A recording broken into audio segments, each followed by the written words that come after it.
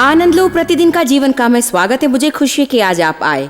Youth with A mission के स्थापक Lauren Cunningham ने अनेकों लोगों को उनके जीवन में सही मार्ग ढूंढ निकालने में मदद की है। अपने लक्ष्य को पूरा करने के महत्व को वे जानते हैं। आज हम खुश हैं कि लॉरेन हमारे साथ हैं। दोबारा हमारी सभा में आने के लिए मुझे आनंद हुआ जॉयस। आपने एक अद्भुत पुस्तक लिखी है महिलाएं क्यों नहीं, जिसमें ये स्पष्ट किया गया है कि क्या परमेश्वर स्त्रियों को इस्तेमाल कर सकता है या नहीं। कई महिलाओं को उनका लक्ष्य पूरा करने नहीं दिया जाता और कुछ महिलाएं कभी भी अपना लक्ष्य पूरा करने की कोशिश करती हैं क्योंकि उन्हें लगता है कि वे वैसा नहीं कर सकती हैं। मैं नहीं जानती कि ऐसी कितनी कुंठित महिलाएं हैं जिनमें वो योग्यता है जो परमेश्वर ने उनमें रखी है, फिर भी उन्हें लगता है कि समाज या उनके परिवार वालों ने उन्हें अयोग्य का नाम दे रखा है। ये दुख की वो परमेश्वर से प्राप्त वरदान है जिसे आपको प्रकट करना है। परिणाम स्वरूप जब महिलाएं उसे प्रकट करती है तब आप सब प्रकार की अद्भुत घटनाएं देखते हैं। सबसे पहले कल रात में फ्रांस नाम के व्यक्ति का लेख पढ़ रहा था, FRANC उनका लेख पढ़ रहा था, जिसने 100 वर्ष पूर्व की बात कही थी। मान लीजिए कि जहाज अभी भी डूबा हो और वहां पर बहुत से लोग खड़े हो और पुरुष उन्हें नाव में बिठा रहे हैं और अचानक महिला एक नाव में आ जाए और उनका हाथ बटाने लगे तो पुरुष उन पर चिल्ला के कहेंगे तुम ये नहीं कर सकते हो, तुम महिलाएं हो। उन्होंने कहा जो लोग मर रहे हैं उनके विषय में क्या। सचमुच हम इस बात पर ध्यान नहीं देते हैं। सिर्फ यह कि निराशाओं के बारे में नहीं, परंतु भजन संहिता 68:11 में दाऊद ने कहा कि स्त्रियों की एक बहुत ही बड़ी महान सेना होगी जो शुभ संदेश को घोषित करते आएगी। और पुनरुत्थान का संदेश सबसे पहले परमेश्वर ने स्त्री के मुख से ही कहलवाया था। वो सबसे पहले प्रेरित के पास नहीं गया बल्कि स्त्री के पास गया। क्या ये आपको दुर्घटना लगती है? प्रभु दुर्घटना नहीं करता। उस संदेश को सुनने के लिए उसने महिलाओं को चुना। जब यीशु पृथ्वी पर सबसे श्रेष्ठ सेवा के कार्य में से होकर जा रहे थे, ये कि संसार के पापों के लिए मरने वाले थे, उत्तम बलिदान होने जा रहे थे, इसलिए परमेश्वर ने जगत से इतना प्रेम रखा कि उसने उसे दिया। किसने उस पर अभिषेक किया? हमेशा एक अभिषेक होता है, वो एक स्त्री थी। परमेश्वर का वचन कहता है कि जहां कहीं इस सुसमाचार का प्रचार किया जाएगा उसके कर्म का उल्लेख किया जाएगा। सच कहा। हम इसके बारे में नहीं कहते हैं क्योंकि कई लोग नहीं मानते हैं कि स्त्री परमेश्वर के पुत्र का अभिषेक कर सकती है। खास तौर से जैसी स्त्री जो बिगड़े हुए चरित्र की थी। इस घटना को लेकर तरह तरह की बातें कही गई क्योंकि वो बहुत ही बुरी और घोर पापी थी। लेकिन उद्धार पाने के बाद बिल्कुल ठीक उद्धार पा लेना ही सबसे मुख्य बात है। शुद्ध किए जाने के बाद में वो हमें सामर्थ से भी भर सकता है। नियुक्त न किए गए का वो अभिषेक नहीं करता है। जब कभी आप अभिषेक को महसूस करते हैं आप समझ सकते हैं कि वो नियुक्त है। यदि आप इनके जीवन को देखें, जैसे Deborah, Esther, Abigail, Halda, Miriam, तो बाइबल में स्थान प्राप्त इन महिलाओं पर उनके काल में भविष्यवक्ता होने का विशेष अभिषेक रहा है। इन पर तो खास अभिषेक था। और देखिए, मिरियम तो करोड़ों पर नेतृत्व करती थी। वो 3 नेताओं में से एक थी। मीका 6:4 कहता है कि परमेश्वर ने उनके आगे 3 नेताओं को भेजा। एक था मूसा, दूसरा हारून, तीसरा उनके साथ मिरियम थी। क्या आप सोच सकते हैं कि जब इज़राइल का एक राष्ट्र के रूप में निर्माण किया जा रहा था तब निर्जन प्रदेश में लगभग 2 करोड़ लोगों के ऊपर इसकी जिम्मेदारी थी। एक नेता के नाते उनकी अनोखी सेवकाई रही, लेकिन इसके साथ साथ वो भविष्यवक्तिनी थी और आराधना में अगुवाई करती थी। और जब हम ये जान जाते हैं कि उसने अकेले क्या किया है, और जब कुछ लोग कहते हैं कि स्त्री कभी नेता नहीं हो सकती, आप कहेंगे रुकिए, क्या परमेश्वर ने गलती की है क्या? या पवित्र आत्मा अभिषेक देने के बाद कहता है ओहो मैंने गलती कर दी है? यदि प्रभु नहीं चाहता कि उनका इस्तेमाल करें तो फिर वो नेतृत्व करने की क्षमता भला उन्हें क्यों दे? वो अन्याय नहीं करेगा। बिल्कुल सही। वो कहता है कि अच्छा मैंने तुम्हें आंखें दी है तो उसे बंद रखो। आप वैसे नहीं करते हैं। एक मनुष्य होने के नाते हम यदि न्याय प्रिय हो तो ऐसा कभी नहीं करेंगे, और प्रभु भी ऐसा नहीं करता है, परंतु मनुष्य करेगा। हम रीति रिवाजों को बनाते हैं। यीशु ने कहा कि उस रीति रिवाज के बारे में बहुत कुछ कहा गया है जो हर एक को बांध कर रखती हैं। ये रीति रिवाज मनुष्य द्वारा निर्मित है। देखिए, पुराने नियम में 12 स्त्रियों के बारे में पढ़ते हैं जो भविष्यवक्ताएं थी। उसके बाद नए नियम में हम देखते हैं कि फिलिपुस की 4 बेटियां थी जो भविष्यवक्ताएं थी। मैं भविष्यवक्ता पद का उपयोग कर रहा हूं क्योंकि वो सबके लिए ठीक लगता है। बताइए कि भविष्यवक्ता होने का तात्पर्य क्या होता है? पुराने नियम में भविष्यवक्ता तो प्रार्थना करके परमेश्वर से प्राप्त वचन लोगों को बताते हैं। कभी कभी ये भविष्यवाणी होती थी, भविष्य के बारे में बताना, और बाकी समय ये वर्तमान के विषय में उपदेश देना था। इन दोनों तरीकों से वे कार्य करते थे। ये याजकों की जिम्मेदारी का भी व्याख्यान है। मार्टिन लूथर के काल से हम विश्वासी क्या ये मानते हैं कि 50% मसीह याजक है या फिर सब लोग याजक है? यदि हम याजक है तो हमें उसका एहसास होना चाहिए। पहला कुरिन्थियों 14 अध्याय में कहता है कि जो भविष्यवाणी करता है वो उन्नति करता है, जो कि एक शिक्षा देने की सेवा है। मैंने सच्चे भविष्यवक्ताओं को कभी शिक्षा न देते हुए नहीं देखा। शिक्षा देना उसका एक अंश है, क्योंकि प्रचार करने के लिए परमेश्वर का वचन जरूरी है। हाँ, वो केवल ये कहना नहीं कि परमेश्वर यूं कहता है, बल्कि बाइबल आधार पर उसकी व्याख्या करनी चाहिए। क्योंकि देखिए, ये तो हमारा निर्देश ग्रंथ होता है, हमें सदा परमेश्वर के वचन में ही देखना चाहिए। पहला कुरिन्थियों अध्याय 14 में पौलुस कलीसिया में क्रमबद्धता के बारे में हमें बताता है कि वो कहता है, तुम भविष्यवाणी करते हो तो इस रीति से करो। तुम सब एक एक करके भविष्यवाणी कर सकते हो। परमेश्वर क्रमबद्धता का परमेश्वर है। आगे वो इसी रीति से अन्य भाषा के बारे में कहता है, एक अनुवाद करने वाला हो ताकि वो समझ सके।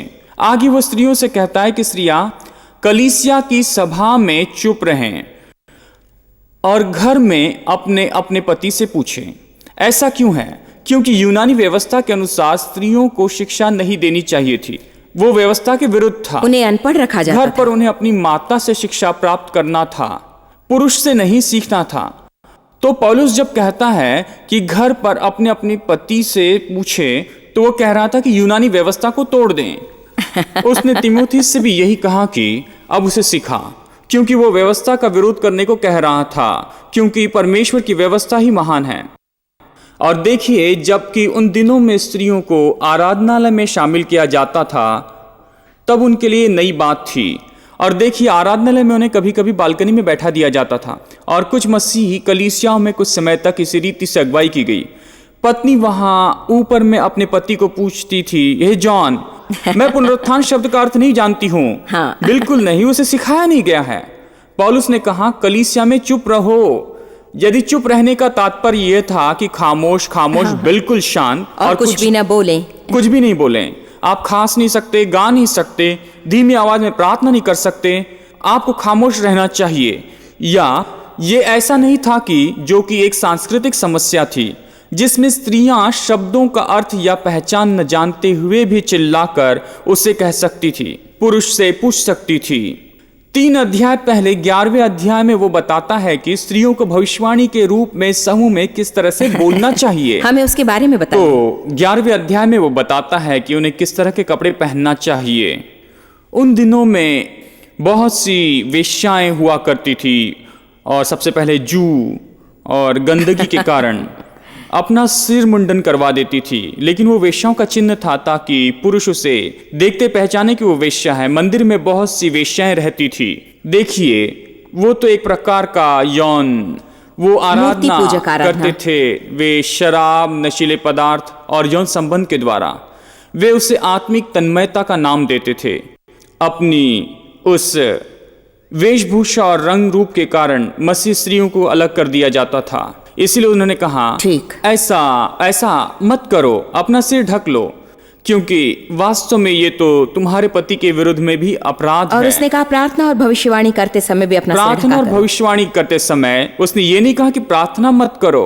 सचमुच हनन्या, प्यारी हनन्या उस महान घड़ी की प्रतीक्षा में थी, जब उसने इतिहास के रंगमंच पर कदम रखकर पूरे संसार को बताया कि ये सब मंदिर में, सबके सामने हुआ था, मंदिर में हुआ था। उसने घोषणा की कि ये यीशु है, मसीहा आ रहा है। इससे पहले किसी भी पुरुष को यह सौभाग्य प्राप्त नहीं हुआ था, केवल एक स्त्री को मिला। पुरुष के रीति रिवाजों को परमेश्वर एक एक करके तोड़ रहा था। पौलुस ने, यीशु ने यूहन्ना के 4 अध्याय में कुएं के पास के एक स्त्री के द्वारा उसने वहां सांस्कृतिक नियमों को तोड़ दिया। सबसे पहले यह कि वो कौन थी। वो ऐसी स्त्री थी जिसके 5 पति थे। वो एक ऐसी स्त्री थी जो कि एक सामरी थी, समुदाय से अलग रखे जाने वाली, अलग की गई स्त्री। यीशु ने उससे समान व्यवहार किया, जैसे वो समान हो। उसने उसे एक इंसान मानकर आमने सामने बातचीत की। उसने उसे उतना ही सम्मान दिया जितना कि किसी दूसरे व्यक्ति को देते हैं। उससे एक अद्भुत अनुभव पाने में उसने उसे अवसर दिया और वो एक प्रचारिका बन गई। वो अपनी कथा सभी लोगों को सुनाने लगी। लोगों ने नहीं कहा चुप रहो तुम स्त्री हो। उसने हर एक को सुसमाचार सुनाया और परिणाम स्वरूप बहुतों ने विश्वास किया। आज यहाँ बैठे बैठे बातचीत करते हुए मैं बस सोच रही हूँ और मैं जानती हूँ कि करोड़ों स्त्रियां इस कार्यक्रम को अवश्य देख रही होंगी। उनमें से न जाने कितनी निराश और असमंजस्य में होंगी और कितनी वे असंतुष्ट होंगी। और सचमुच मैं प्रार्थना करती हूँ लॉरेन की इन कार्यक्रम के जरिए परमेश्वर उन्हें यह समझने में मदद करे कि यदि वे किसी का नेतृत्व करना चाहती हैं तो वो गलत बात नहीं है, या उन्हें लगता है कि उनमें प्रचार करने की क्षमता है या कोई व्यापार करने की योग्यता है, तो उसमें कोई बुराई नहीं है, क्योंकि वे भी समाज में आगे आकर कुछ असाधारण व विशिष्ट कारनामे अवश्य कर सकते हैं। हम छोटा सा ब्रेक लेंगे और हम आपको ऐसी चीज़ें दिखाएंगे जिसके बारे में हम आपको बताना चाहते हैं, और उसके बाद हम लौट कर इस विषय में और भी बातें करेंगे।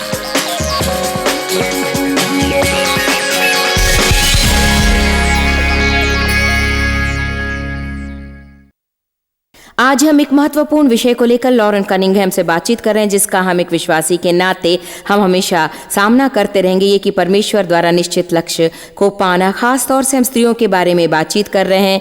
ये कि क्या परमेश्वर स्त्रियों को इस्तेमाल कर रहा है, क्या स्त्री को कोने में निराश पड़े रहने की मजबूरी है इसलिए कि वे मन ही मन कुछ करने की इच्छा होते हुए भी समाज के डर से या उन नियमों के कारण चुपचाप बैठी रहती हैं। तो लॉरेन स्त्रियों को इस प्रकार के बंधनों से छुड़ाते हुए हमें बड़ा मजा आ रहा है ना? जब आप देखिए बोल रही थी तब मैंने सोफी के विषय में सोचा, जो साउथ अमेरिका में है, जिन्होंने सैकड़ों कलीसियां बनाई, परंतु उन्हें हमेशा ये कहा गया कि स्त्रियां कलीसिया में प्रचार नहीं कर सकती, इसलिए वो बाहर से पुरुषों को एकत्रित करके पेड़ों के नीचे कहीं और प्रशिक्षित करके कलीसिया में प्रचार करने को भेजती। देखिए कलीसिया कोई जगह नहीं, वो तो जनसमूह है। सच। देखिए मैं सोचता हूँ मैरी स्लेसर के विषय, उन्होंने नाइजीरिया के पश्चिमी भागों में परमेश्वर की सेवकाई आरंभ की थी। उन्होंने वहां पर उस जगह सेवकाई शुरू की थी। वो तो देखिए सच में परमेश्वर की प्रभावशाली प्रेरित थी, जिन्होंने उस सारी जगह पर परमेश्वर के लिए कार्य किया। जहां वे गई वहां एक छोटी महिला के लिए यह उम्मीद करना साधारण सी बात नहीं थी। इंग्लैंड के मिशनरी सोसाइटी में से एक भी उन्हें भेजने को तैयार नहीं था, इसलिए वे एक रेस्टोरेंट में सिर्फ वेट्रेस बनकर रही। उन्होंने चाइना जाने के लिए, चीन में जाने के लिए ट्रेन का टिकट ले लिया। वो युद्ध और हर तरह की चीजों से होकर गुजरी। वो हर काल की एक सर्वश्रेष्ठ मिशनरी बन गई। लॉडी मून, चाइना की दक्षिणी बैप्टिस्ट मिशनरी ने उस जगह पर जाकर ऐसे कार्य आरंभ किए जो पुरुष कभी नहीं कर सकता था। हडसन टेलर ने भी अनेक स्त्रियों के बारे में ऐसे ही कहा है, जिन्होंने कठिन से कठिन जगह पर काम किया है। तो हम सभी के मन में यह बात रही है कि बाइबल में सब कुछ पक्का है, जो कुछ बाइबल में बताया गया है हमें बिल्कुल वैसे ही करना है, जबकि बाइबल में हर एक चीज के बारे में कही गई बातें पक्की नहीं है। कहा गया मैं मार्ग, सत्य और जीवन हूं, ये बात पक्की है, आप उस पर भरोसा रखते हैं। खून नहीं करना चाहिए, ये बात पक्की है। लेकिन पुरुषों के लिए कहा गया है 1 कुरिन्थियों 11 अध्याय में, अपने बाल ना बढ़ाएं। हाँ, 1 मिनट रुकिए। परमेश्वर ने शिमशोन से कहा कि बाल बढ़ाओ। जब हिप्पीज का फैशन चल रहा था तब किसी ने शिमशोन के बारे में प्रचार नहीं किया, क्योंकि वे नहीं चाहते थे कि हिप्पीज अपने बालों को लंबा करें। अब देखिए लंबा तो कितना लंबा है।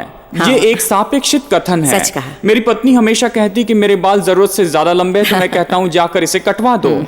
और वास्तव में देखा जाए तो जो कुछ भी परमेश्वर एक निश्चित संदर्भ में कहता है वो उस परिस्थिति से संबंधित होता है। चलिए इफिसियों में पौलुस ने जो कहा उस पर जरा विचार करें। पौलुस स्त्रियों से कहता है कि उन्हें किस तरह से सजना चाहिए, बहुमूल्य आभूषण नहीं पहनना चाहिए और उन्हें सोना धारण नहीं करना चाहिए। तो इसको लेकर काफ़ी चर्चा होती आ रही है। हम जानते हैं कि मसीहों में से एक समुदाय के लोग गहने नहीं पहनते, वे स्त्रियों को मेकअप करने से मना करते हैं और वगैरह वगैरह। क्या ये पक्की बात थी या कोई सांस्कृतिक बात थी?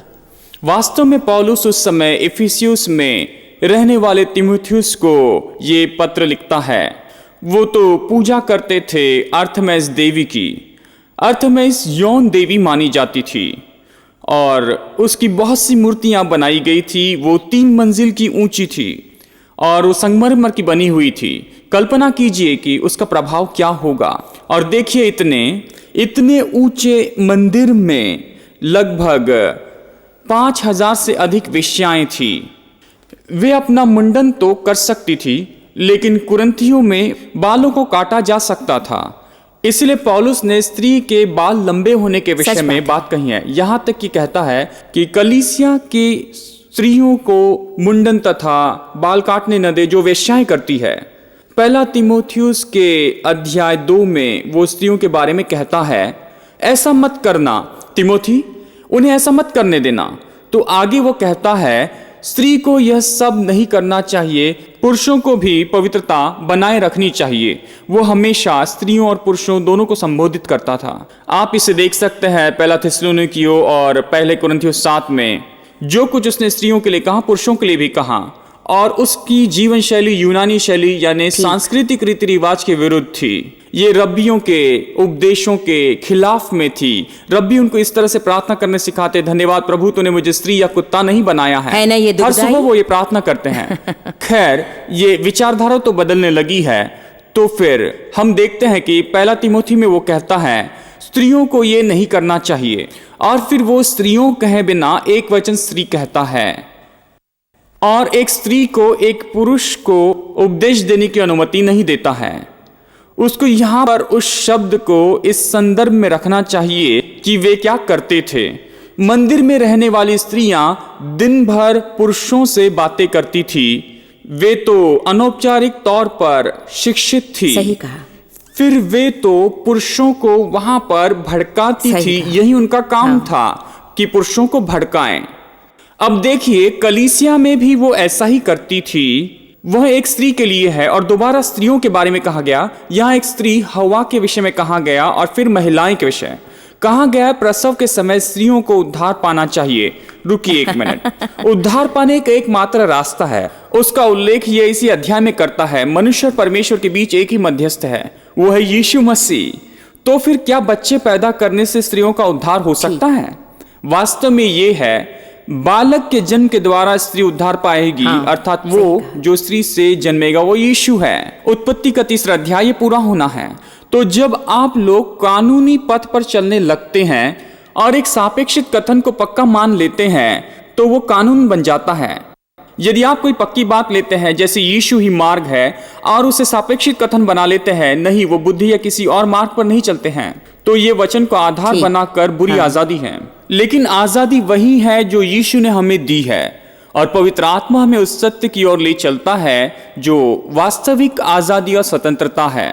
आप हमेशा जांच सकते हैं क्या वो आजादी की आत्मा है जो लोगों को उनके वरदान, उनके लक्ष्य, उनके बुलावे को कार्यशील करती है, या फिर वो वैधिकता है कि मेरे कहने पर ही तुम इसे कर सकते हो, परंतु मनुष्य इसमें गिरते चले जा रहा है। मुझे याद है लॉरेन, 20-25 साल पहले हम जिस कलीसिया में जाते थे वहाँ पवित्र आत्मा भरपूरी से उंडेला गया और मैंने उन दिनों पवित्र आत्मा का अभिषेक पाया।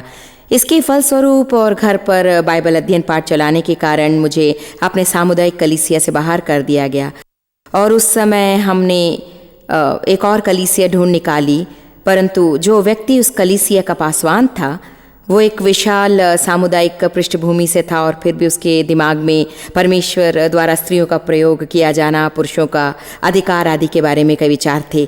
एक दिन जब हम कलीसिया से बाहर निकल रहे थे, अपने मन में ये बात रखते हुए कि पिछले 2 सालों से मैं अपने घर में बाइबल अध्ययन पाठ चलाती हूँ, उसने मेरे पति से मुलाकात की और हाथ मिलाते हुए कहा कि देखो भाई, तुम्हारे घर में तुम्हें ही बाइबल अध्ययन पाठ चलाना चाहिए, तुम्हारी पत्नी को नहीं। खैर, डेव और मैं नवजवान मसीह होने के नाते तथा सचमुच अपने ऊपर के अधिकारी की आज्ञा का पालन करने की इच्छा रखने के कारण हमने सोचा लगता है मुझे ऐसा नहीं करना चाहिए, इसलिए घर जाकर डेव सिखाने की कोशिश करने लगे। सर्वप्रथम डेव ही पहले आपको बताएंगे कि उनमें बहुत सी योग्यताएं हैं, परंतु एक प्रचारक होने या सिखाने की क्षमता उनमें नहीं है। परमेश्वर ने उसके लिए उन्हें नहीं बुलाया। और दूसरी ओर मैं जो कुछ देखती हूँ उसके बारे में शिक्षा देने की इच्छा रखती हूँ। मैं हमेशा दूसरों की मदद करना चाहती हूँ। यहाँ तक कि जब मैं हाई स्कूल में थी मैं लोगों की मदद करना चाहती थी। मैंने सोचा कि शायद मैं मनोचिकित्सक बनूंगी और लोगों की समस्या दूर करने में मैं उनकी मदद कर सकूंगी। और साथ ही मुझ में लेखन क्षमता भी थी। मेरे अध्यापक मुझे प्रोत्साहन देते और कहते कि मैं स्कॉलरशिप पालूँ ताकि लेखन क्षमता का मैं विकास कर सकूँ। तो परमेश्वर ने हमारे अंदर जो क्षमताएं रखी उन्हें हम देख। तो फिर हमारा आदर्श कौन है? हम यीशु का अनुकरण करते हैं, परंतु वो हमें एक निश्चित बुलावा देता है और फिर वह प्रकट होने लगता है। परमेश्वर ने जहां भी महान जागृति लाई है वहां स्त्रियों का प्रयोग किया है। अपने आप ही ऐसा होते जाता है। और कुछ धर्मशास्त्रियों को यह कहने में बहुत कुछ समय लगता है। वो कहते हैं कि रुको रुको रुको, तुम ऐसा नहीं कर सकते हो क्योंकि पवित्र आत्मा कहता है करो। योएल ने भविष्यवाणी की कि ये होगा ही। उसने कहा कि अंतिम दिनों में तुम्हारे पुत्र और पुत्रियों पर पवित्र आत्मा उंडेला जाएगा और वे भविष्यवाणियां निश्चय ही करेंगे। बिल्कुल सही। हाँ, यदि भविष्यवाणी प्रेरणा वगैरह शामिल हो तो उसका अर्थ उन्नति है, ये शिक्षा है और निश्चय शिक्षक होंगे और प्रेरित भी होंगे। देखिए यूनुस, रोमियो के 16 अध्याय में हम उसके विषय में देखते हैं कि ये यूनियस, तो बाइबल कहती है कि वो एक प्रेरित थी। डॉक्टर गॉर्डन फी संसार भर के नया नियम धर्मशास्त्रियों में से श्रेष्ठ कहते हैं कि इसका बिल्कुल यही अर्थ होता है। यदि आप लोगों के जीवन को देखेंगे कि प्रेरित तो वही होता है जो सारी सेवकाइयों को करता है, वो अंश अंश करके एक एक के बाद में उसे करता है। परंतु जरूरी है, देखिए एक काम जो वो हमेशा करता है वो है नए काम का आरंभ अर्थात अन्वेषण। मैंने संसार भर में कई स्त्रियों को आरंभ का काम करते हुए देखा है। कैमचपका में मैंने हमारे 2 कर्मचारियों को जाते हुए देखा और उन्होंने 27 कलीसिया को शुरू किया। हजारों लोग बदल गए। जहां कोई भी नहीं था वहां अचानक एकाएक महान जागृति आ गई। वे दोनों फ्रांस के पेरिस की स्त्रियां थी। तो पुरुषों की परंपरा बढ़ाकर हम परमेश्वर के कार्य में अड़चन पैदा करते चले जाते हैं। इसलिए मैं स्त्रियों से कहना चाहता हूं कि आप बिल्कुल वही करें जिसके लिए परमेश्वर ने आपको बुलाया है। आपको विद्रोही होने की जरूरत नहीं है। इससे ना आपको ना उनको ना सेवकाई को लाभ होगा। परमेश्वर बुरी विचारधारा भी आपको नहीं रखनी चाहिए। बिल्कुल नहीं। कनाडा में एक दिन एक स्त्री ने मुझसे कहा कि वो अपने पास्टर के साथ थी और चर्च में थी। उसने कहा कि मैं प्रचार नहीं कर सकती हूँ क्योंकि वे मुझे मौका नहीं देते हैं। मैंने कहा प्रचार नहीं कर सकती, क्या मतलब है? वहां जाकर गलियों में जाकर प्रचार करो और सड़कों पर तुम्हें कोई नहीं रोकेगा। ये कनाडा है, यहाँ आजादी है। हाँ। गलियों में मैं तुम्हारा प्रचार नहीं करना चाहती। 1 मिनट रुकिए। जहां कहीं परमेश्वर रास्ता बनाता है वहां पर अपने वरदान का उपयोग करें। विद्रोही भाव से मत करें, वो गलत है। आपको उससे कुछ भी हासिल नहीं होगा और ना ही आपकी बातें सुनने वालों को। परंतु जब कभी हम पवित्र आत्मा की सामर्थ को प्रकट होते देखते हैं हमारा जीवन प्रभावित हो जाता है। एक है लिज कॉकरन, वो हमारे सच्चे प्रवक्ताओं में से एक है जो भारत और नेपाल में काम करती है। नेपाल में सुसमाचार प्रचार करने के लिए वो जेल में थी। संकटों और परीक्षाओं का सामना करते हुए उसने चर्च और स्कूल की स्थापना की। ये सब उसने उपद्रव सहते हुए किया। उसने 3.5 वर्ष तक किया। लेकिन जिसे परमेश्वर चुनता है उसको इस्तेमाल भी करता है। और हमारे लिए ये कथन ठीक है, परमेश्वर तो परमेश्वर है और हर एक मनुष्य झूठा है। लॉरेन, ये बहुत बढ़िया रहा और फिर एक बार मैं आपको इस कार्यक्रम में शामिल होने के लिए धन्यवाद देती हूँ। याद रखिए कि हमें आपसे प्रेम है और चाहते हैं कि आप अपने जीवन के हर एक दिन का आनंद अवश्य उठाएं। प्रभु आपको आशीष दे।